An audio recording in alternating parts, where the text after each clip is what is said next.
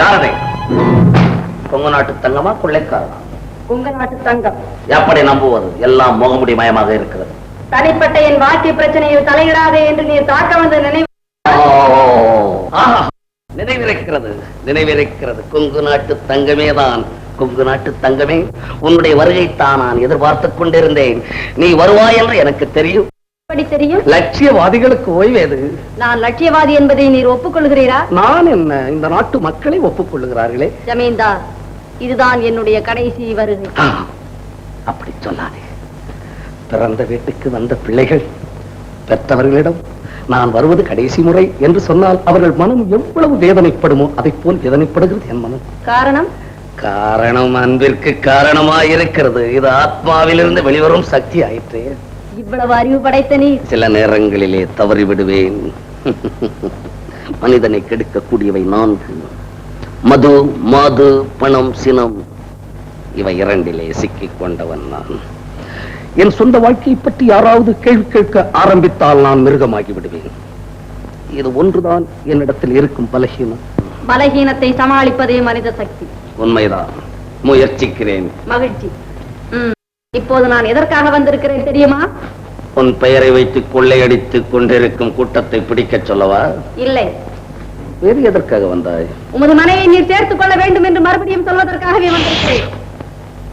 அதை பற்றி பேசாதே.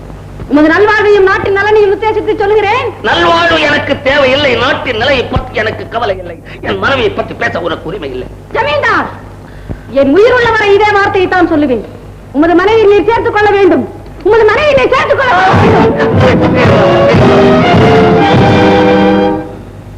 உங்க நாட்டு தங்கத்தை இதுவரை யாருமே அடித்ததில்லை. இப்போது நீர் அடித்து விட்டி. அவ்வளவையும் பொறுத்துக் கொண்டு ஏன் உம்மை உயிரோடு கொண்டு போய் அந்த உத்தமையிடம் சேர்க்க வேண்டும் என்பதற்காகவே செயலற்று விட்டேன். ஜமீன்தார், சத்தியம் செய்து சபதம் எடுத்துக் கொண்டிருக்கிறேன். என் லட்சியம் நிறைவேறத்தான் வேண்டும். என்ன சொல்லுகிறேன்?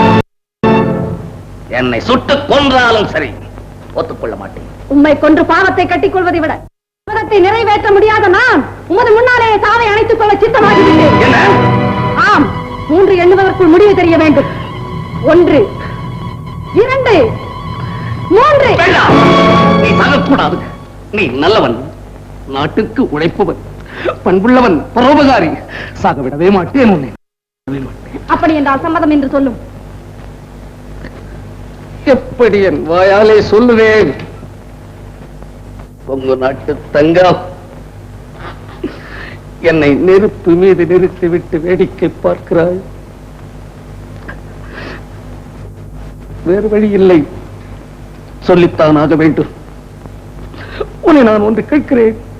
நீ தாலி கட்டிய மனைவி, உன் வாழ்க்கை துணைவி உன்னை விட்டுவிட்டு வேறொருவருடன் ஓடிவிட்டால் என்ன செய்வாய்? எனக்கு ஒன்றும் புரியவில்லையே. புரியும்படி சொல்லத்தான் வேண்டும். முக்கியமான எல்லையை தாண்டிய பிறகு இனி மூடி பயனில்லை. நீ உன் முகத்தை மூடிக்கொண்டிருக்கிறாய், நான் என் அகத்தை மூடிக்கொண்டிருக்கிறேன். உங்க நாட்டு தங்கம், என் மனைவி இந்த நாட்டின் ஜமீன்தாரிணி, என் இல்லற வாழ்க்கையின் பிரதிபிம்பம். தாலி கட்டின மனைவி கணவன் ஒருவருக்கு தான் சொந்தம் என்ற இந்த நாட்டின் பண்பை மாற்றிவிட்டு வேலைக்காரனுடன் ஓடிவிட்டாள் நண்பா. ஏன் விந்தையாக இருக்கிறதா? உனக்கு விந்தை, எனக்கு வேதனை.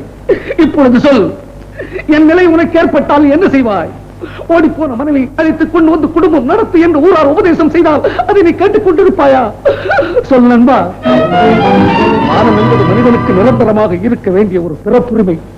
அதை மற்றவர்கள் ஏளனம் செய்யக்கூடிய நிலையை உண்டாக்கி விட்டு போறவளின் மனைவியா? அந்த தூய்மைக்கான தூது வருகிறாய். இந்த மானம் கிட்ட பிரச்சனையா உன் மகத்துவான லட்சியம்?